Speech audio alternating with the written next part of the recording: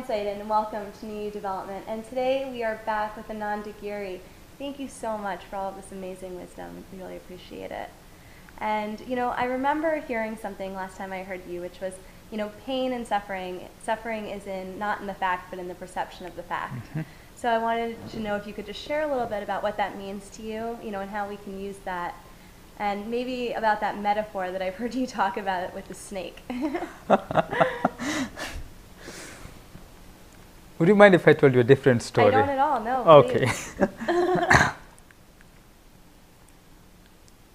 Last summer, myself, Ashwin, and Uttamana, the teacher from One World Academy, along with a few other volunteers, we were visiting the Gulf states. We did a 10-day road trip starting with New Orleans, Louisiana, and drove through the states of Mississippi, Alabama, and finally in Florida. And the reason we made this trip was 5 years ago they had this Hurricane Katrina, and they were hit with so many other hurricanes and typhoons, and just as they were regaining their normal lives, they had this oil crisis. And the main economy there is tourism and fishing, and they nearly got wiped out. So the people there were really desperate, living in a lot of uncertainty and fear. And most of them are waiting and hoping that someday their conditions will change, and that someday they will regain their happiness. We wanted to go there and tell them they don't have to wait for their conditions to change in order to find that happiness. They can find it now and here.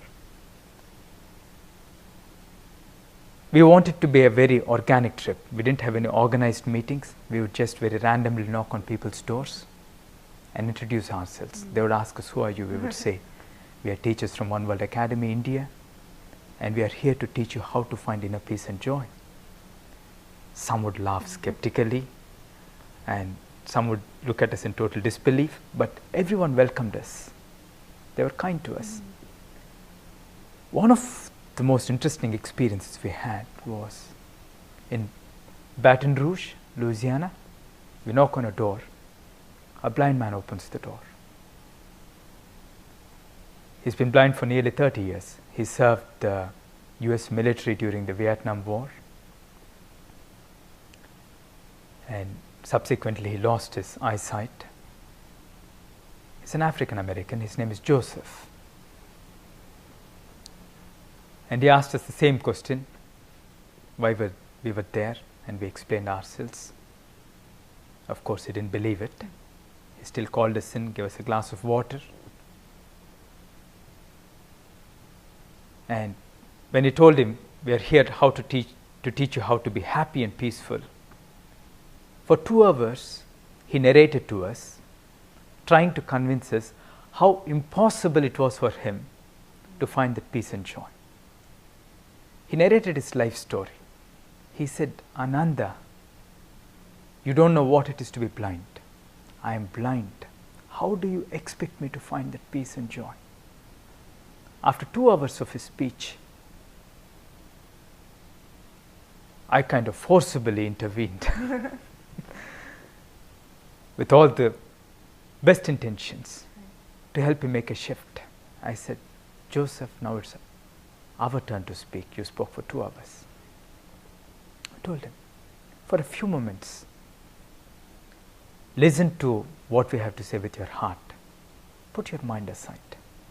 Put your rational aside, because it will tell you how impossible it is for you to find the happiness. And I explained to him the various possible situations and the various possible responses. Like, you could have everything and you could be unhappy. You could have everything and you could be happy. You could be physically challenged and be unhappy, physically challenged and blind and be happy. And then asked him the question,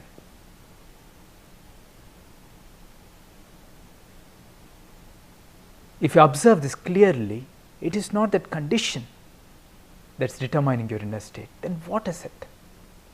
What is it that makes you happy? What is it that makes you unhappy? What is the difference between happiness and unhappiness? He reflects for a few minutes. He says, give me a few minutes. By now he's serious. And he knows we are there to help him. And he, after those few minutes of contemplation, he speaks something very profound. Some of the wisest words I've heard in all my years of travel. He says, the difference between happiness and unhappiness is a thought. And he says, he's so totally surprised with what he saw. He saw, oh my goodness, why did I think my life situations are responsible for my unhappiness? It is my thoughts, my meanings, my stories. And he says, wait a minute, Ananda, I want to take back my statement that it's impossible for me to be happy. And then we ask him, one of our friends there, Doug Allen, he takes us his iPhone and says, would you like to share something? There are so many blind people in this world. He says, I am happy, he says, with a big smile on his face. And he says, now I know that I can be happy no matter what my life situations are. Problems or pain, physical pain, is something caused by external situations. But suffering is a choice. It's a choice that we make. It's something that we create for ourselves through our meanings, through our interpretations, through our stories.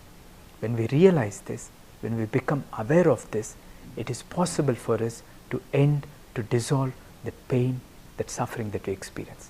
Once that inner suffering is dissolved, then we can address the problem. Then we'll have the intelligence to address the problem and change the situation. Thank you so much. Appreciate it. You're welcome. Great story. Thank you so much for tuning in with us. Check back, and I look forward to connecting with you again soon.